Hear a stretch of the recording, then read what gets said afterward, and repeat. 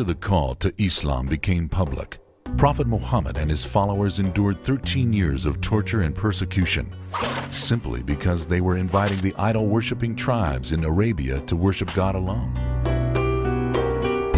The perseverance and passive resistance displayed by the Muslims showed a great level of self-control and inner strength. It was not only the weak companions and slaves who were subject to attacks at the hands of the Meccans. Also, companions of Prophet Muhammad from upper classes were not spared from one form of persecution or another, like Abu Bakr, who nearly died when he was beaten badly one day. It is worthy mentioning that the very first martyr in Islam was not a man at all, but a woman, Lady Sumayya, who was jabbed with a spear by Abu Jahl, one of the leaders of Quraysh, which proves that even women were not spared from persecution and killing. To really appreciate the suffering and sacrifice of the early Muslims, one would just really need to look at some of the historical narrations about what happened in Mecca during those days. We talk about an embargo. We're not only talking about an economic embargo, we're talking about an embargo that affected family relations, social relations, friends, relatives, affected the economic situation of the Muslims, affected their religious freedoms and political freedoms. It was an embargo that encompassed the entire community. And we look back at some of the reports and we find people saying that they ate grass. Some of the Muslims like Sa'd ibn Abi Waqqas, he actually ate grass to survive. He had no food. We read the reports about children who were crying and screaming who had no food, and Muslims would go to their brothers' markets, fellow non-Muslims, and be refused to be sold food, even though the food was right there in front of them. So this was not only an economic embargo, but also a spiritual embargo, a social embargo, and most importantly, a mental embargo, which was designed to shake the Muslim community from their faith. To avoid getting captured by the Meccans, most Muslims had to immigrate secretly under the cover of the night, leaving behind all what they had of properties and memories. In Medina, 14 years after the beginning of the Prophet's mission, a revelation came from God permitting the Muslims to fight back. Permission was not given to them for more than 14 years, despite all of the killing of victims and the suffering they endured, because their hearts were not yet ready to perform jihad. The Quran gave permission to the Muslims to engage in combat with their persecutors for the first time. The Quran says, permission to fight back is given to those who are being fought because they have been wronged, and indeed, God is all able to give them victory. This verse is clear in defining combative jihad. This combative jihad is in response to aggression and oppression and seeks to establish justice, which is a supreme goal, not only in Islamic teachings, but in every civilization. Establishing justice is a supreme goal. If you lose your homeland, well, Islam is encouraging Muslims to fight back and regain their freedom. A lot of discussions and a lot of differences over why Muslims fight, what justifies a Muslim to carry arms against others. As a convert to Islam, definitely that was a question that I had. And in recent years, due to the events that we've seen all over the world and the tragedies and the killing of the innocents, I really had to do some soul searching. I was blessed to come and study in Al-Azhar University here in Egypt. And my 4th year of studies here, we actually studied an entire course on jihad. And in that book, it clearly states that the reason why Muslims fight is not because they're fighting people who don't believe in Islam, but that Muslims can fight even Muslims if there is a situation where injustice is being perpetrated against them. So the main reason for fighting in Islam, according to that text, which was written by a number of scholars, as well as the majority of classical Muslim jurists, is to repel injustice. Muslim scholars throughout history explain the rulings of combative jihad depending on the two primary sources of Islamic legislation, the Quran and the Sunnah. The teachings of Prophet Muhammad mainly focused on two things.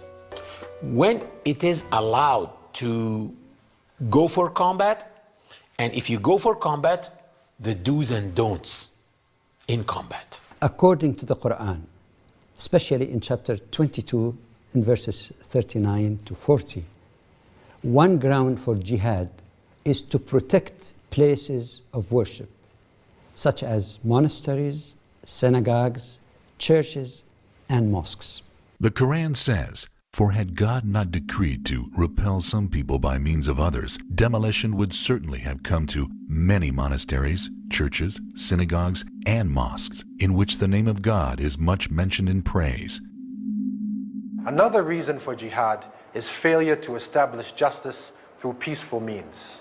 Combative jihad is allowed only if the establishment or restoration of justice through peaceful means has failed. The Quran says, "Yet if they incline to peace, then you should also incline to it."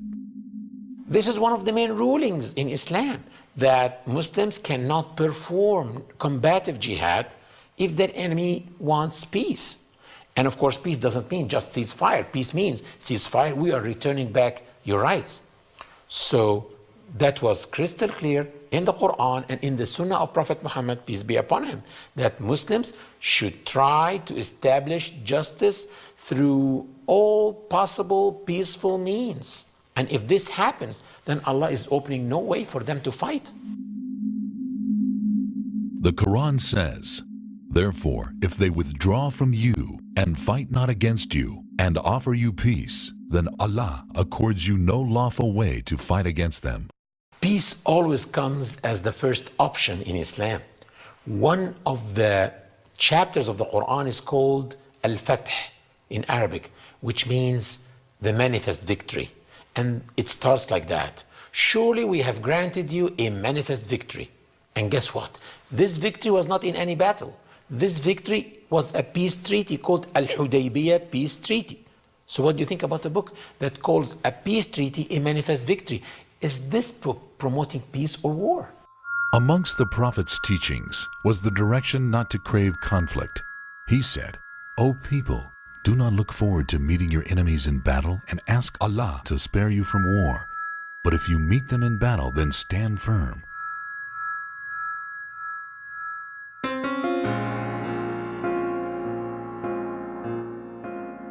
The right of a people to resist occupation by a foreign army is proving to be a powerful catalyst for many contrasting arguments in today's world. One main reason for combative jihad, specifically called qital, meaning fighting, is legitimate self-defense to stop aggression. Another reason for jihad is to resist occupation. One of the worst crimes that can occur to an oppressed people is the stealing and the taking of their land and property. Nearly in every ideology, the right of the oppressed people to stand up for their rights and fight the occupier is recognized.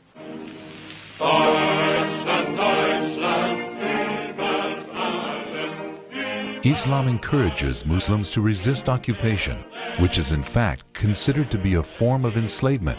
This is clearly unacceptable and humiliating for the occupied people.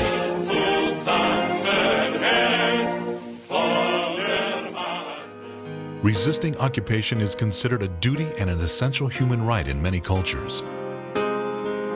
Emiliano Zapata, a leading figure in the Mexican Revolution, said, "It is better to die on your feet than live on your knees."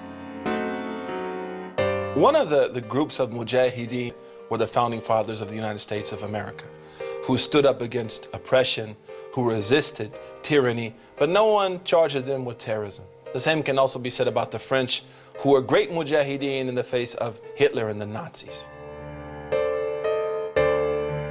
Among the founding fathers of the United States of America, and one of the most prominent figures in the American Revolution, is Patrick Henry.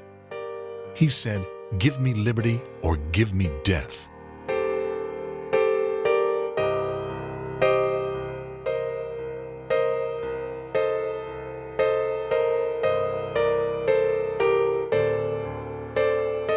No one can blame the founding fathers of the United States of America in fighting and resisting for the sake of freedom. Also, no one can blame the French for resisting and fighting the Nazis. It's common sense. I think people have the right to resist occupation in a violent way under some circumstances. I think those circumstances held in the case of the American Revolution and created what became the United States. I think that the circumstances are where the foreign government, the foreign occupier, are abusing the population, and where there's a fairly broad consensus among the local population and the leaders of the local population that that is in fact occurring.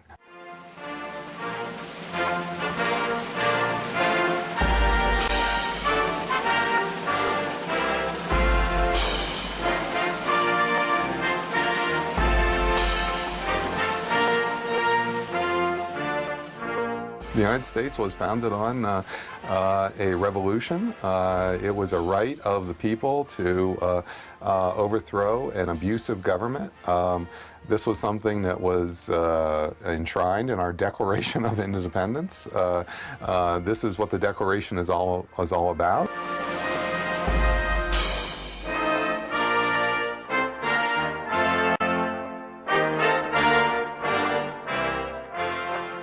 In occupied territories, it is plain there are going to be a community of individuals who are going to resist the occupation. Whether you talk about occupation during the Second World War or occupation in more recent times, there are going to be circumstances in which a great number of people are going to consider that some form of resistance is lawful and legitimate and justified. The question is, what are the limits in law on what you can do? And it comes back again to these very simple principles that I keep saying. It may well be permissible to target through force, through violence, military objectives, but what you can't ever do is expose civilian populations to the threat or to the use of force. Once you do that, even in a situation of occupation or unlawful domination, you are crossing a line, just as a state crosses a line when it ever uses violent weaponry against civilian targets. To serve their hidden agenda, some people wrongly present verses of the Quran in order to deceive those who don't have sufficient knowledge of Islam. Take, for example, some people say, how come Muslims are having in their book, fight in the cause of Allah? They should have love in the cause of Allah like other religions. But again, the same immoral cut and paste game is played against Muslims. The verse actually says, fight in the cause of Allah, those who fight against you. But they don't continue the verse, and they take the words out of context, playing this game always against us. The Quran says, and fight in the cause of God those who fight against you, but begin not hostilities. Indeed, God does not love those who commit aggression. A major problem within the Muslim community as well as outside of it is what I call drive-through jurists or cut-and-paste jurists. Those people, whether they're Muslims or not, who take, splice up verses, edit them, add a little TiVo, or maybe even give it a little, a cut and paste job here and there, and present verses and statements of the Prophet, peace be upon him, either which are not complete or out of context, using those verses and using those statements of the Prophet to justify egregious actions. Some people say, how come Muslims are having in their book, kill them wherever you find them? As if the Quran is only encouraging Muslims to kill non-Muslims. As if Muslims should walk with 2 machine guns to kill non-Muslims wherever they find them. But they are playing the same immoral cut and paste game. If you read the verse as a whole, it says, kill them wherever you find them and drive them out from where they drove you out. This verse is telling Muslims to fight their occupiers and regain back the freedom of their homeland.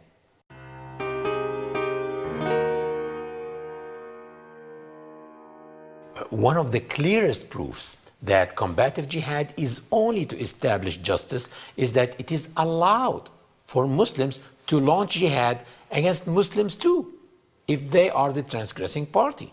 And this is not my own opinion, this is the very words of the Quran. It's very clear in the Quran that if Muslims are oppressors, they can be fought against. So it doesn't matter who's Muslim and who's not, but what matters is who's an oppressor and who's oppressed.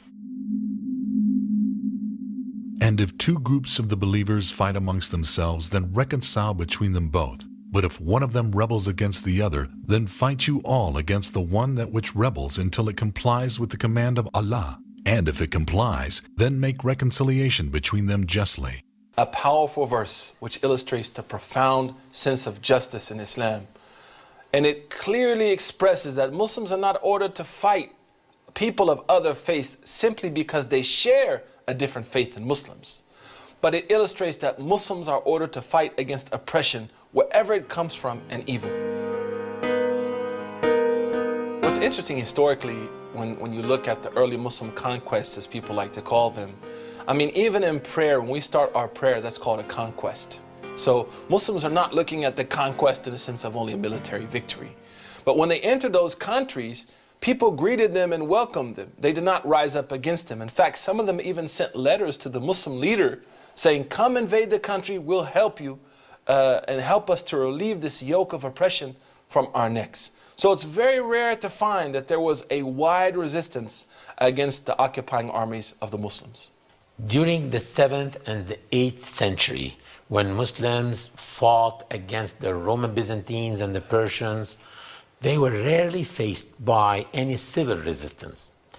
In fact, many civilians joined the Muslim armies and fought against the Romans and the Persians themselves.